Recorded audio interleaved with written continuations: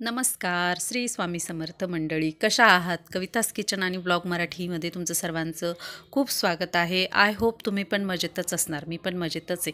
आज आहे नवरात्रीची दुर्गाष्टमी, तर त्यानिमित्त आम्ही आमच्या कुलदेवतेला दिवे वगैरे, आरत्या वगैरे असतात, तर मग ते म्हटलं चला आज हा व्हिडिओ तुमच्यासोबत शेअर करावा. तर अष्टमीनिमित्त मी हे 21 दिवे बनवले होते कणकेचे, आणि त्याची आम्हाला आरती करावी लागते देवीची. तर चला म्हटलं आता तर इथे मी सकाळी आरती वगैरे केलेली आहे, तर हा व्हिडिओ शूट केला. म्हटलं चला हा तुमच्यासोबत शेअर करावा.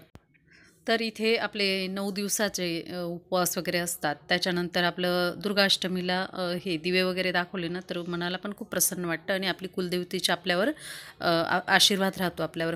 तर इथे आता मी कणिक करून घेतलं आहे. आपलं साधं कणिक आहे आणि त्याचे आता छान असे दिवे तयार करून घेणार आहे.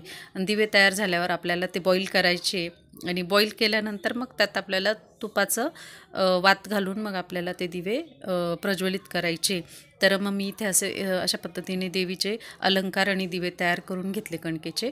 तर आता इथे मी पूजेसाठी बसत आहे. तर मी सुरुवातीला दिवे वगैरे प्रज्वलित केले आणि त्या छान अशी आता आरती करून घेणार आहे. आणि माझे दुर्गा सप्तशतीचे 14 पाठही झाले. म्हटलं चला आपलं एक म्हणजे 14 पाठ प्रत्येक स्त्रीने घरात करायला पाहिजे.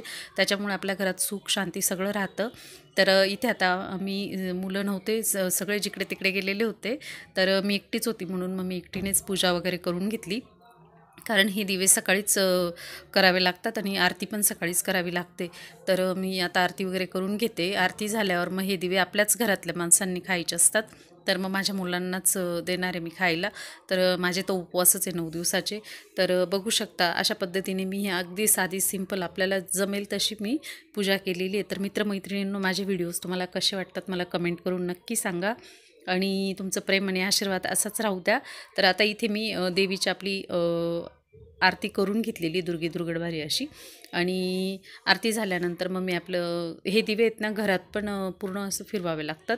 तर खूप छान वाटतं असं देवाचं काही केलं का. तर मला कमेंट करून नक्की सांगा तुम्ही ह्या नवरात्रमध्ये काय काय केलं, आणि तुमच्याकडे पण असतात का अशी पूजा वगैरे. तर मला कमेंट